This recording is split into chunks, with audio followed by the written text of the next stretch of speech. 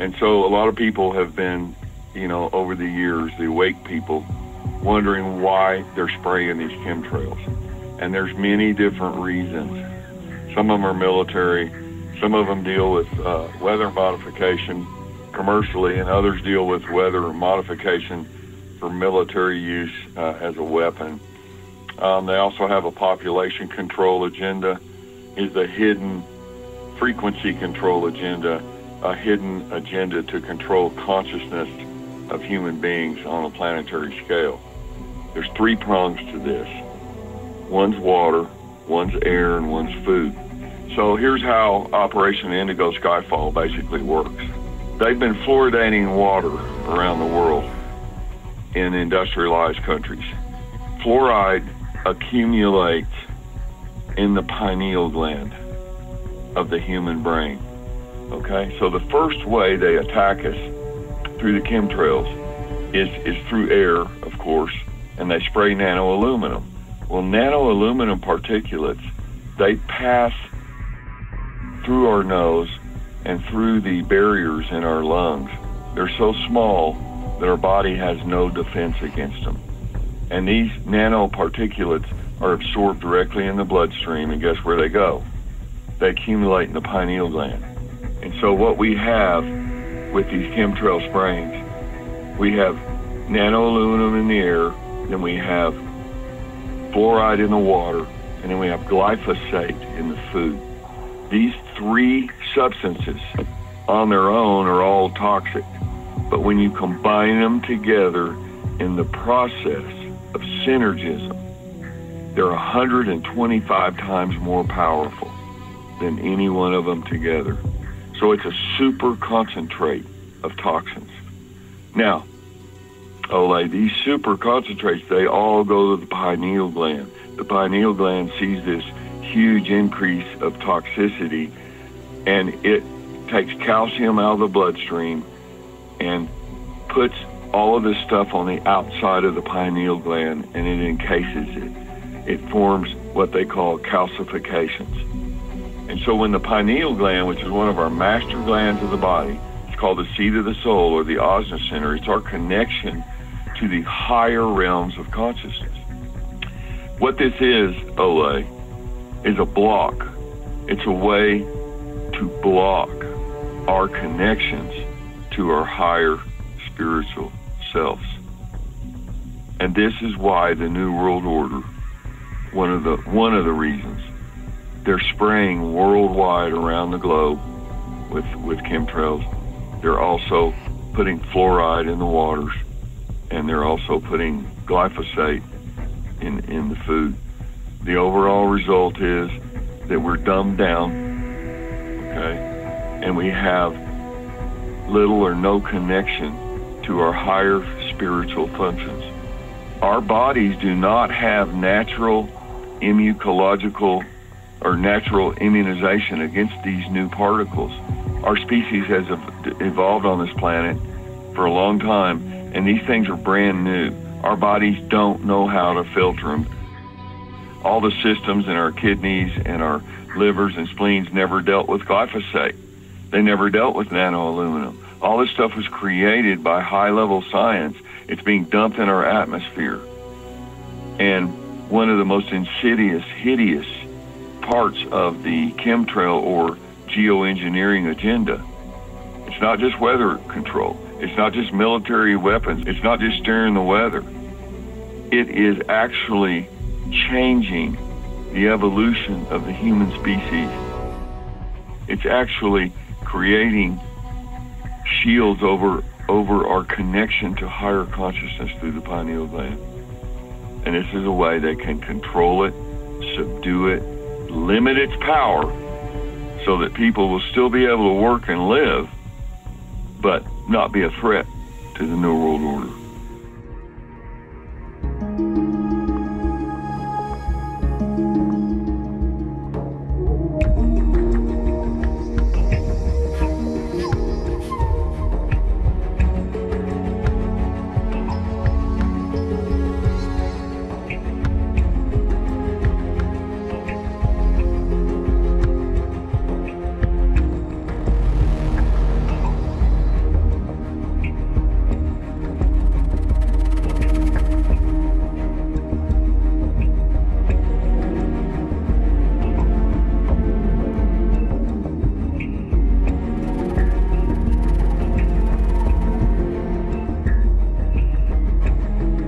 inside every person, you have control over electromagnetic fields. You have your own inside the pineal gland, and you also have the interferences of other types of electromagnetic energy, so that includes all of the light spectrum. Our pineal gland actually produces short wavelength radiation, and it's not harmful to us or animals or anything on this planet. But the closer you are together, the more metaphysically powerful it is.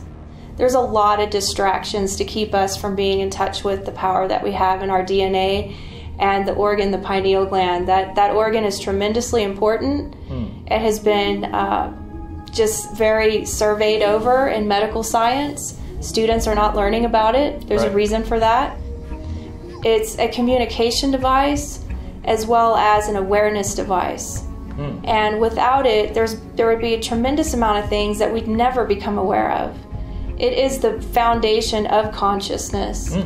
It's a communicator, but there are so many things that the pineal gland is purposely exposed to in order to basically pipe down the functionality, if not completely turn off its functionality.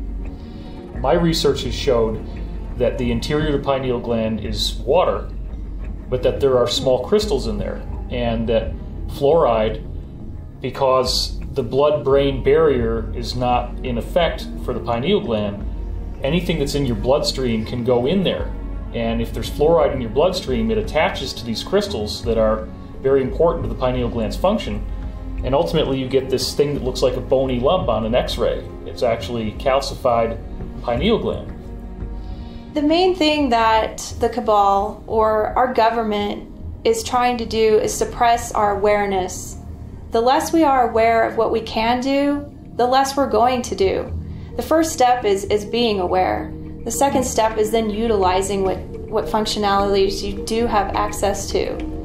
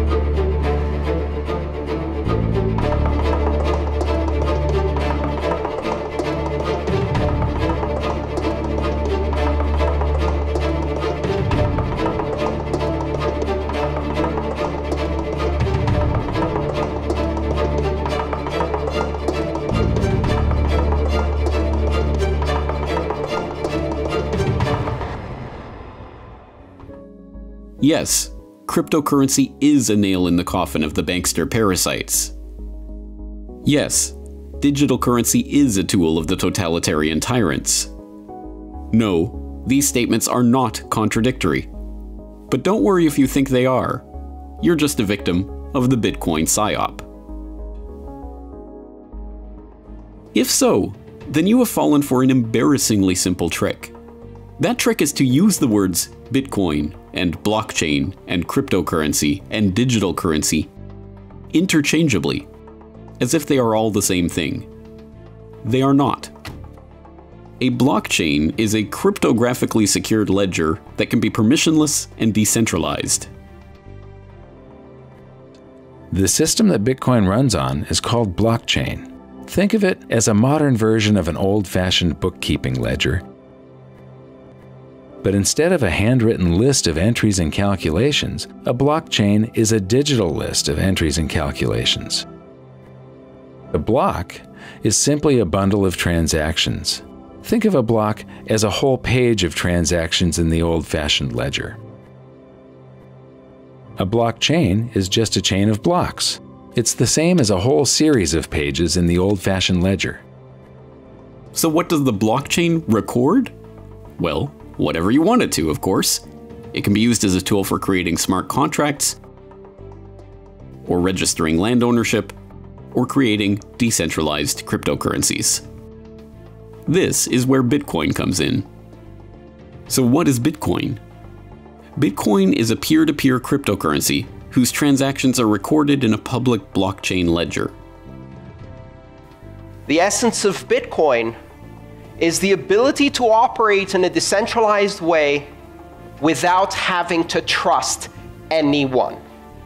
The essence of Bitcoin is to be able to use software to authoritatively, independently, without appeal to authority, verify everything yourself.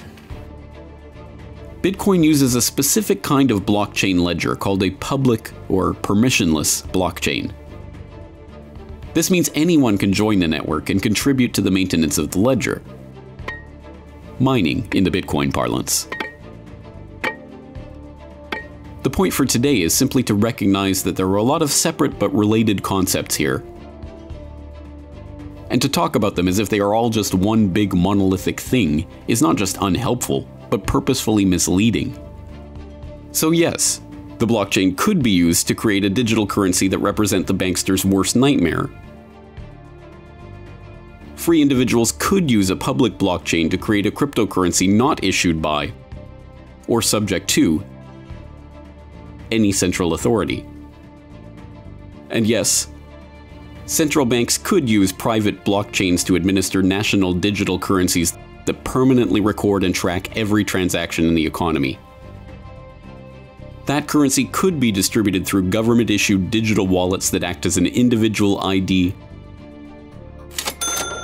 and allow the government to track everything you ever purchase back to you personally. It could be used to create the perfect system of panoptic oversight. And the totalitarians could, as sole proprietors of the private blockchain, target anyone they saw as a threat for removal from the economy by simply revoking their wallet.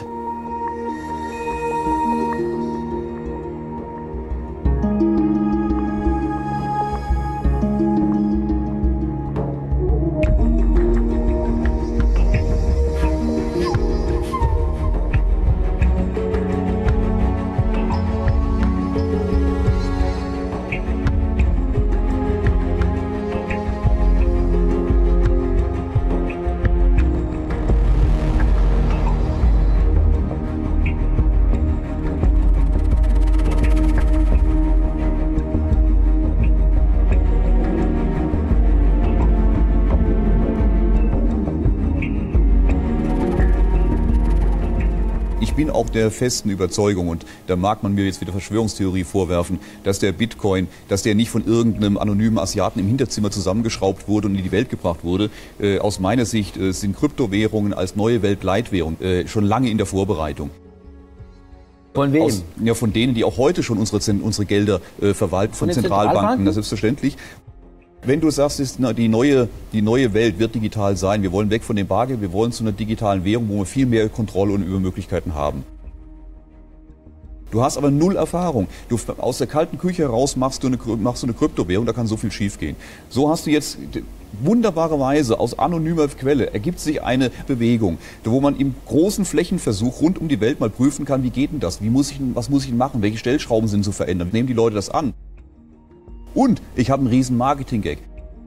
Hätte ich vor 10 Jahren gesagt, wir schaffen das Bargeld ab und machen eine Kryptowährung, hätten die mich vom Hof gejagt. Wenn heute die Regierung kommen würde oder eine Zentralbank kommen würde, wir machen eine Krypto-Weltleitwährung, sind die Leute da und sagen, klasse, da sind wir schon mal reich geworden, mit tolle Geschichte. Ich bin sogar der Überzeugung, dass die nächsten Weltleitwährungen Kryptowährungen sein werden. Aber ganz sicher wird es keine anonyme Bezahlung geben, sondern das gibt ja die ersten Vorschläge, die von den Zentralbanken kommen, auf Kryptowährungen zu gehen, beinhalten ja genau das, nämlich die totale Kontrolle. Dann kannst du jeden kontrollieren, dann weißt du genau, wer in den vergangenen 50 Jahren was gekauft hat, was getan hat und du kannst jeden abklemmen.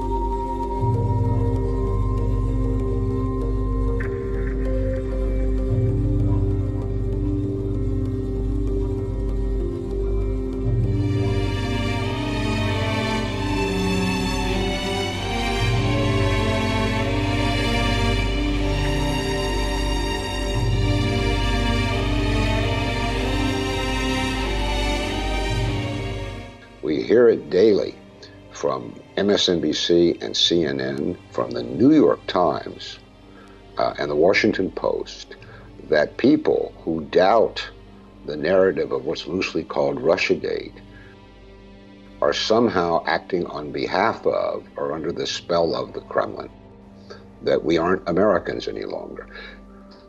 This is a whole new realm of defamation. I'm shocked, but I'm not astonished, because I have thought and said for a number of years that there's been a steady degradation of American political culture and discourse. I think all of us need to focus on what's happened in this country when in the very mainstream, I mean at the highest, most influential levels of the political establishment, this kind of discourse is no longer considered an exception. It is the norm.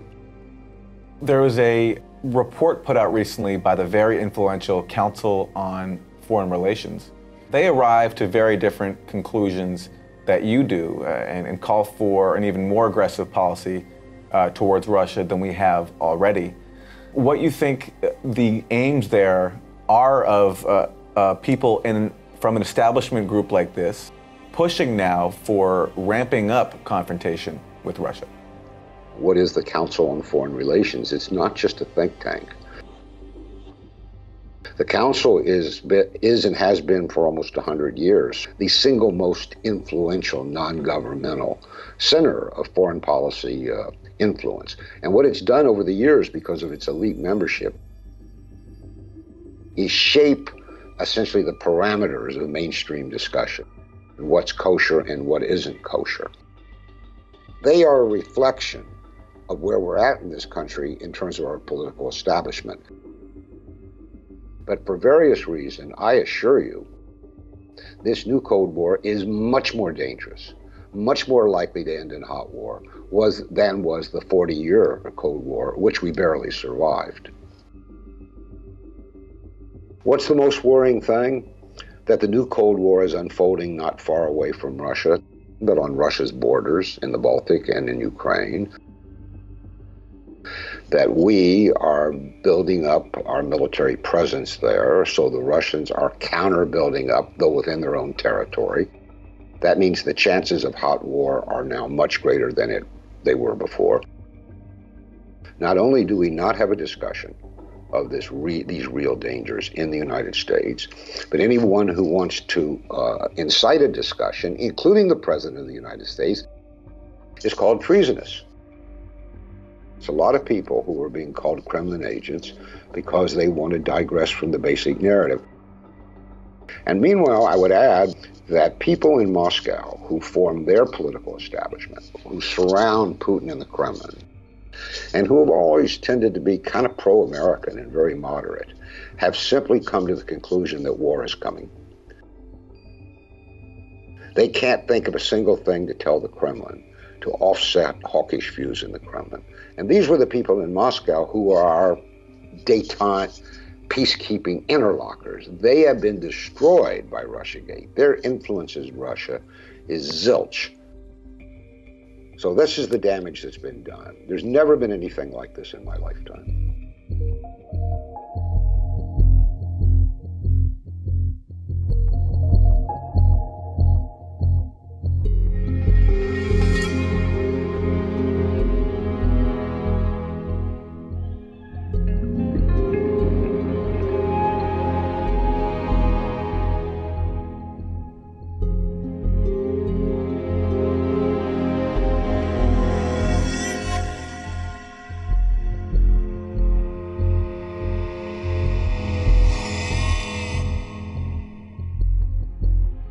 There is no longer two clear, distinct states of peace and war. What constitutes a weapon in this grey area no longer has to go bang. Energy, cash as bribes, corrupt business practices, cyber attacks, assassination, fake news, propaganda,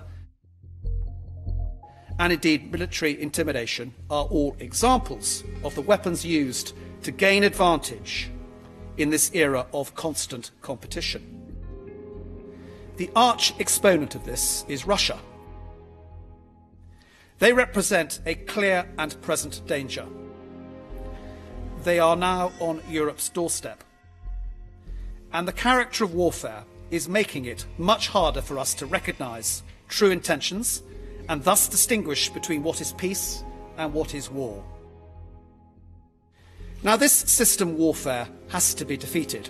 Russia, I think, could initiate hostilities sooner than we expect. Most likely, they will use nefarious actions to erode the capability of NATO and threaten the very structure that provides our own defence and security.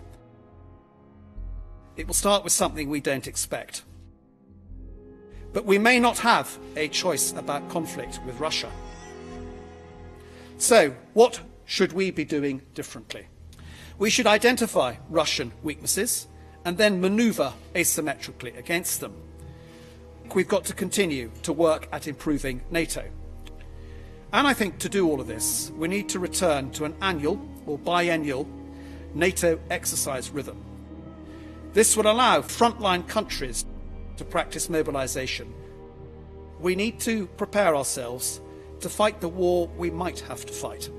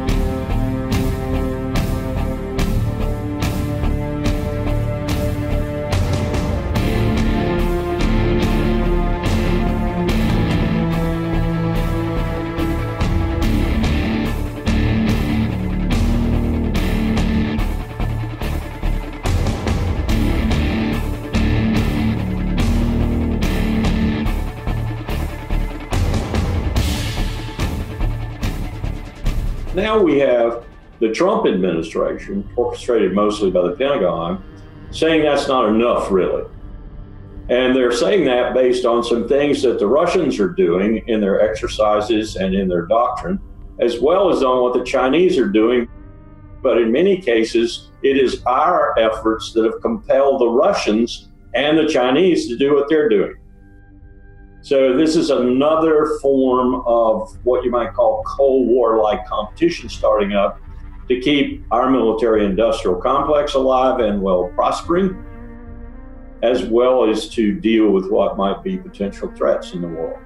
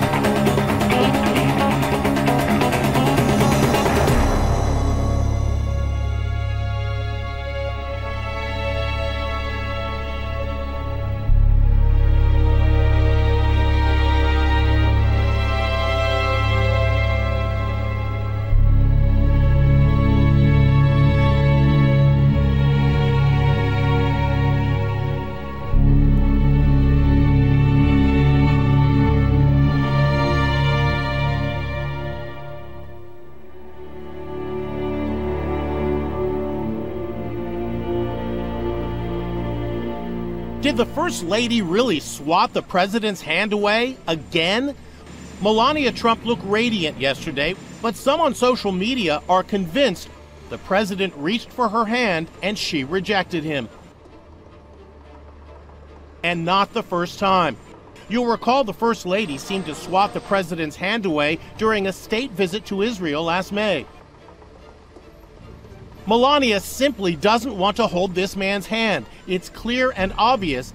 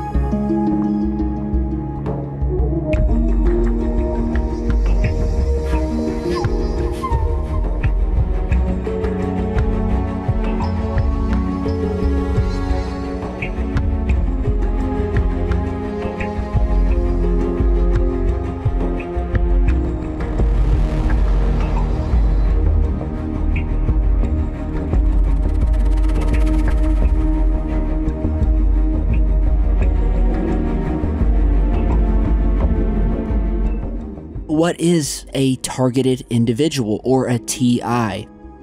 It's a person who basically has been is currently, or who is intermittently under, I guess you could say, a form of attack by implants, lasers, handheld microwave and X-ray devices, plasma beams, and virtually any other type of directed energy weapon, which results in a myriad of symptoms from electrical shocks, hearing voices, and just an overall feeling that your health is in decline due to some unknown and unseen reason. And in fact, there are now so many victims that the phenomenon can no longer be denied. And so these people exist all over the world. They are everyday, normal, average, non-crazy people. The more that you research into this topic of targeted individuals, you realize that it can affect you, your family, your friends, and anyone from any walk of life. And it's as simple as one day you feel normal, you're going about your everyday life, and the next you literally feel as if you are being hit or targeted by some sort of energy apparatus that is described by most people as torturous.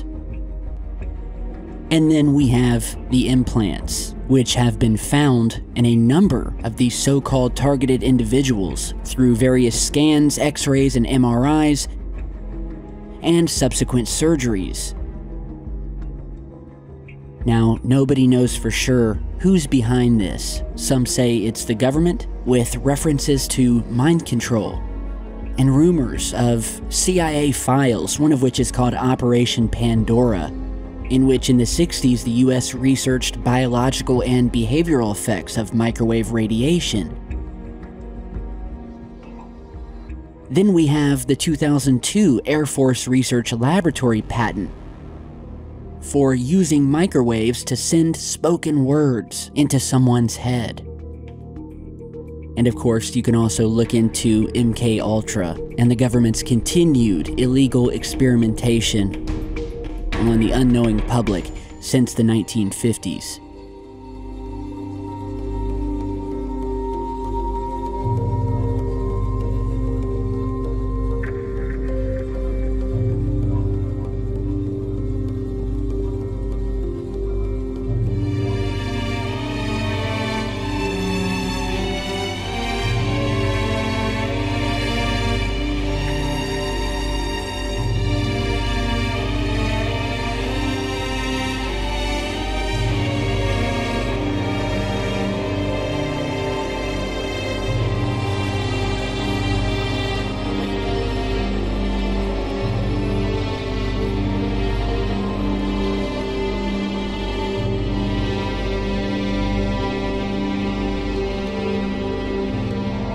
Gang stalking is a little bit of a misnomer because we're not talking about street gangs here. We're talking about very, very coordinated groups, often coordinated from local police, often from Homeland Security, private contractors.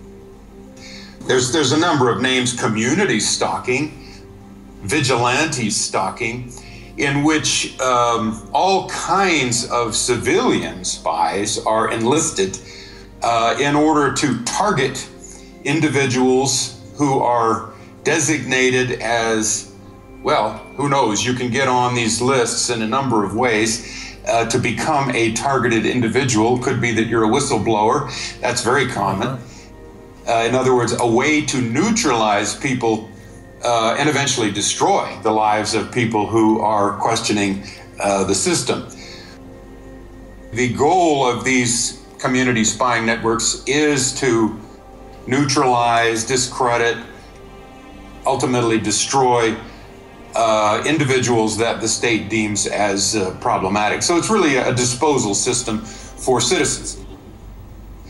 And so you get a whole network, incredibly organized, vertically integrated network in which many citizens, often ex-military, often ex-police, often military, often police, often civilians, often bottom feeders. These would be what we call the perpetrators, who actually are carrying out the gang stalking operations against the TIs, who are the targeted individuals. And normally, this involves at first a few years of surveillance so that the targeted individual or the TI doesn't even know that they're being targeted. But the perpetrators, the hierarchy there is getting a psychological profile on the individual so that they can figure out how best to push their buttons, harass them, get them to get pushed over the edge so they will act out. The diabolical genius behind this program is that the people who become perpetrators are also controlled. So they control not only the perpetrators, but through the perpetrators, they control and try to destroy the lives of the targeted individuals. And this can go on for years. And of course, if you are a targeted individual, this information is life or death. Sure. Because if you don't know what's happening, you literally can be driven to suicide, as many have, or to act out. And again, why they want to get you to act out is so they can arrest you or put you in an institution. And since the institution and the police are in on it, generally speaking, you know, you're better off not going to the police, and you're better off not going to a psychologist, because once they get you institutionalized, then they can throw away the key. And of course, they do want to isolate you from your family. They want to isolate you from your friends, all to, you know, make you more apt to commit suicide or be easier to take out. It's a total control system. This is Orwell and Brave New World coming true in a dystopian tyranny. You mentioned gaslighting. And gaslighting is an amazing phenomenon. That's where you try to convince somebody that they're crazy. And the reason I think that this is important, I mean, I think that a lot of people are waking up, and as they awaken, they're going to realize that the mainstream media and mainstream thought is going to try to gaslight them. Now, gaslight them, try to make them think that they're crazy. Well, first of all, they'll call them a conspiracy theorist. But that's the whole role of mainstream media in terms of the awakening community. To try to convince our families, our kids, that we're crazy because we're waking up. The technology now includes directed energy weapons, or what they call non-lethal weapons, or slow kill, or hands-off torture. So people can be harassed electronically in their own homes. Heart attacks can be induced, and are. At the very top, we have the Illuminati bloodline Satanist families who are kind of behind the whole thing to give us a self-policing fascist totalitarian state.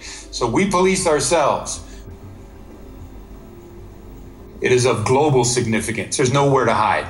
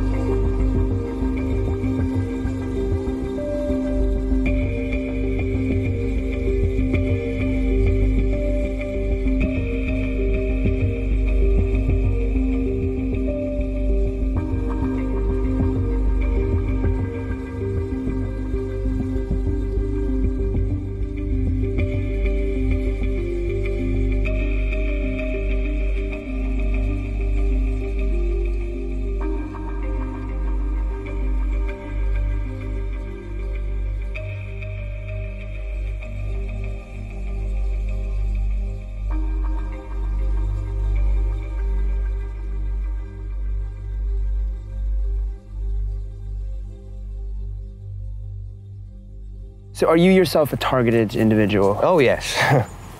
What does that mean? Well, it's a very broad statement these days. Some people that I'm dealing with, they deal with gang stalking predominantly, manipulation of their lives by others. The ones at the more extreme end, like myself, we're dealing with technological manipulation, which is V2K, voice-to-skull technology. Wow, okay. So I can be communicated with in my head. What does that feel like? Are you hearing voices inside your head? Yeah, sometimes it's like that. It's literally a loud voice. I mean, it's in some scientific journals described as the voice of God technology. So this is your brain? Yeah. And what are we looking at? The implants here. The ICT implants.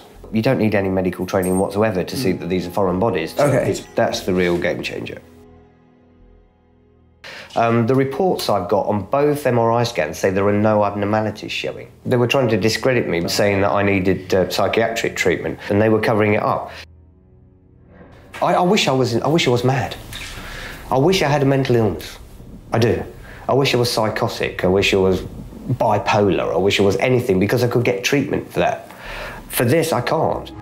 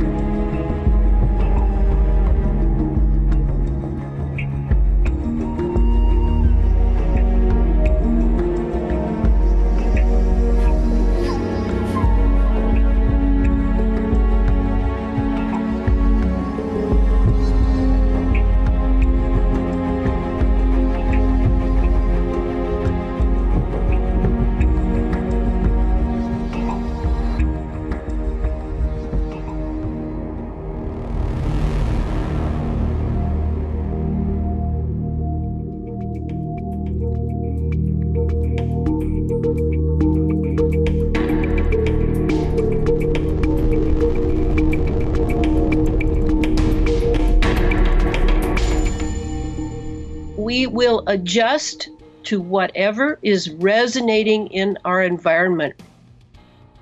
5G, the pulse that it could produce is extremely rapid, and we will resonate with it.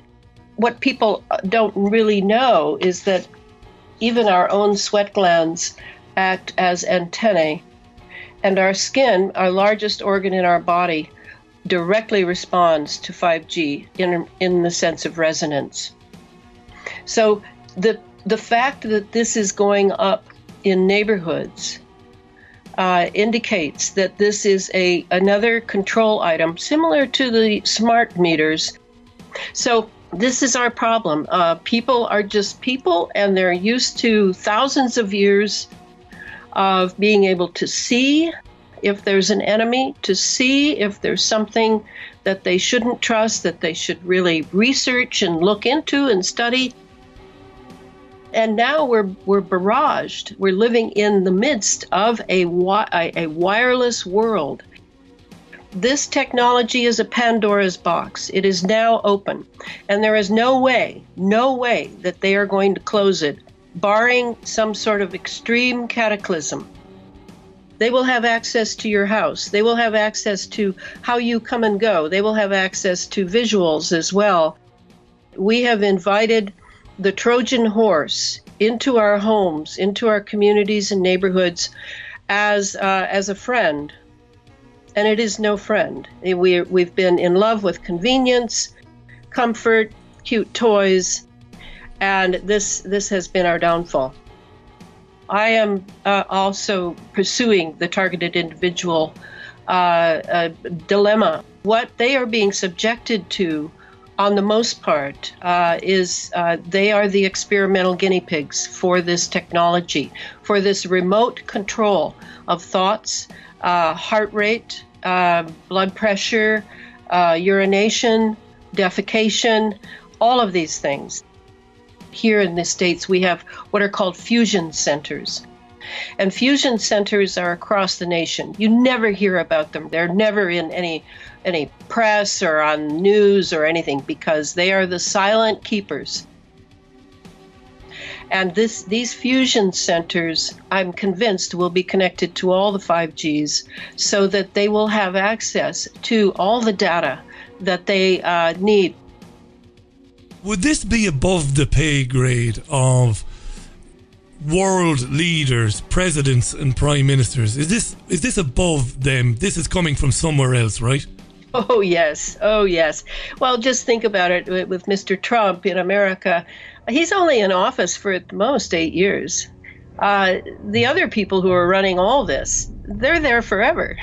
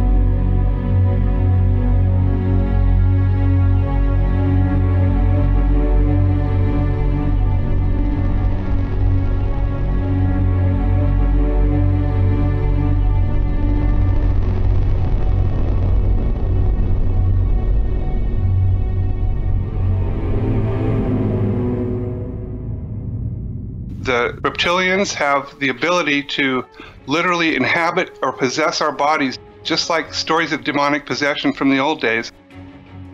Reptilians can do this.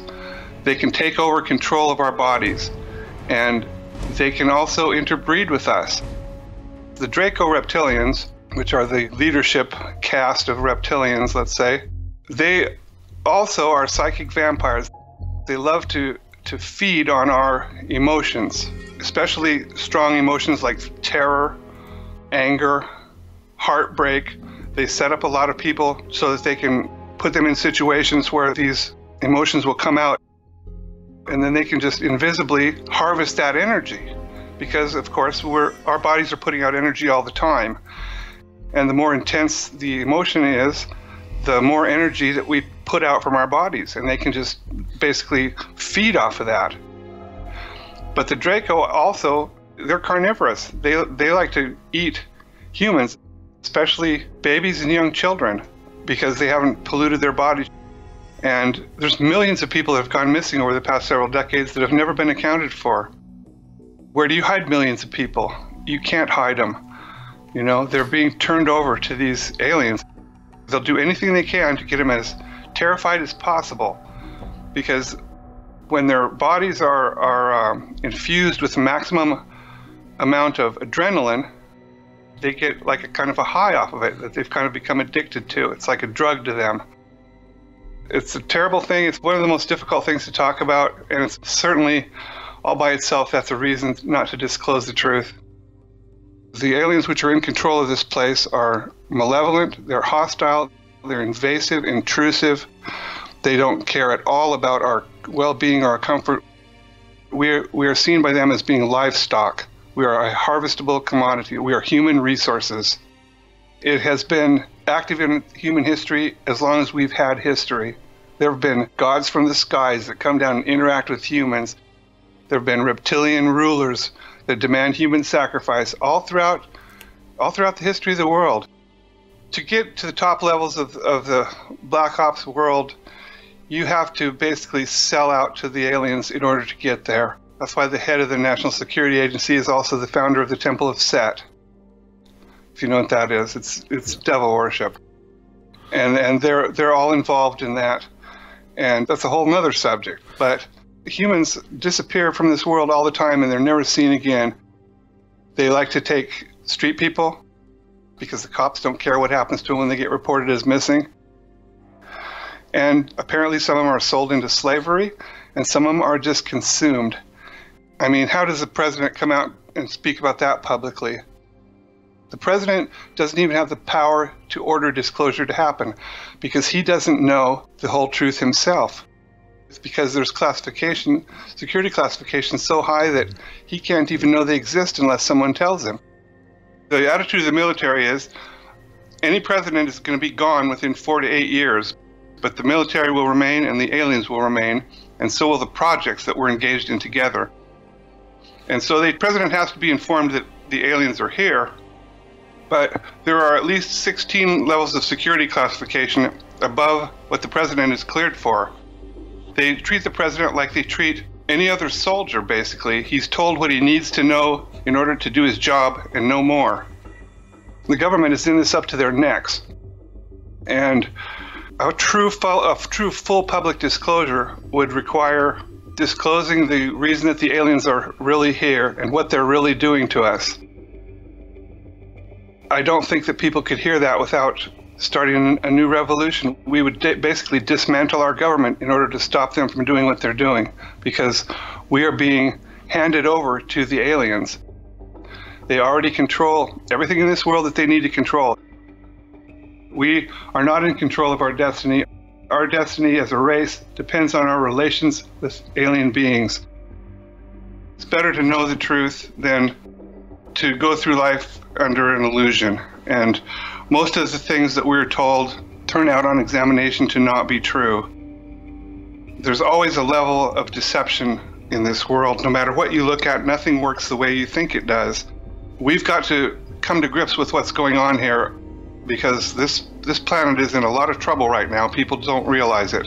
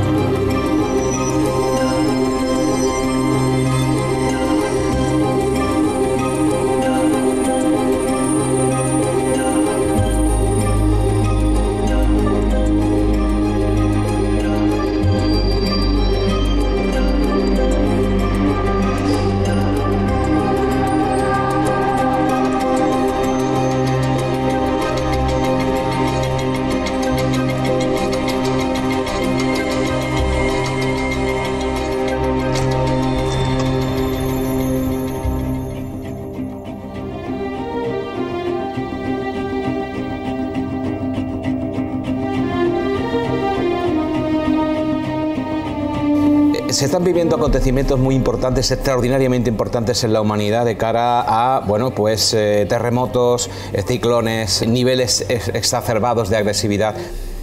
Simultáneamente. O sea, se está acelerando el proceso. Exactamente. ¿Y por qué se acelera el proceso? Bueno, porque todo se va a acelerar. También el proceso solar, ha habido unas tormentas solares potentes y van a ir a más. No tengo ninguna duda de ningún tipo. Las tormentas solares provocan perturbaciones. El viento solar es un factor evolutivo por excelencia. Provoca evolución también. Hay toda una aceleración.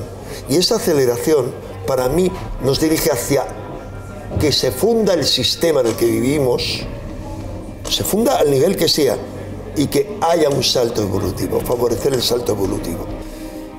El salto evolutivo se tiene que producir, caiga lo que caiga, porque será bueno para lo que hay de humano y de positivo en nosotros, porque estamos en la sexta extinción irremisiblemente. Entonces, si esto no pega un cambio brusco, ¿a dónde vamos? Entonces es un cambio violento. Es violento porque no hemos hecho las cosas por las buenas, sino por las malas. Pero realmente el proceso evolutivo es un proceso, es un camino de liberación. A nivel individual y a nivel colectivo también es un proceso de liberación. Es un proceso. No voy a ser libre, sino cada vez me voy a ir liberando de más ataduras. Te pregunto, ¿estamos haciendo algo para remediar este mal que nos corroe a todos los niveles? ¿O estamos haciendo todo lo contrario? Lo estamos haciendo muy poco, y muy pocos, y muy poco. La naturaleza y la evolución es sabia.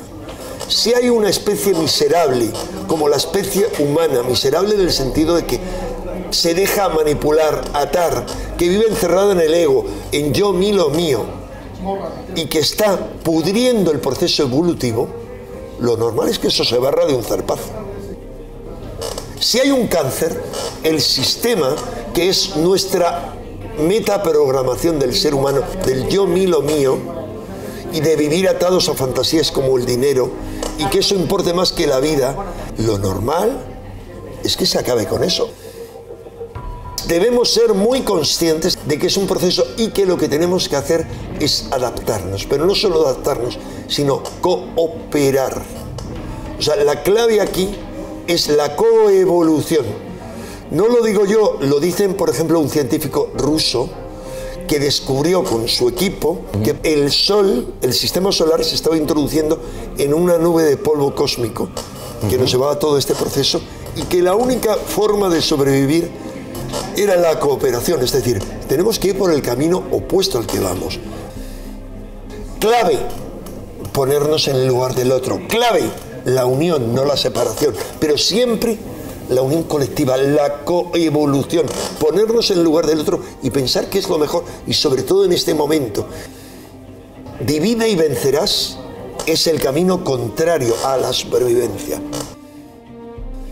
Yo creo que en el universo hay sembradores de vida, hay ingenieros planetarios. Estamos hablando de niveles de evolución que nos llevan miles de millones de años de evolución. Seres que serían incomprensibles, conciencias puras.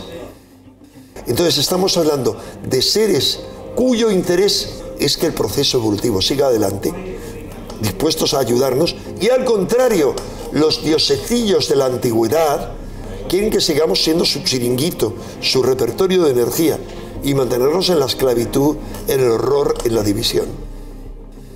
Entonces, la opción es la conciencia, la comprensión. Primero, partir de la conciencia, de la quietud. Es parar la mente. Para eso no nos hace falta, venga, ponernos a pensar. No, tomar conciencia. ¿Por qué? Porque en el momento que tomamos conciencia, estamos conectando con lo esencial en nosotros, comprendemos que lo único importante es despertar, que lo único importante es vivir desde ese nivel, y desde ese nivel escapar a todas las ataduras.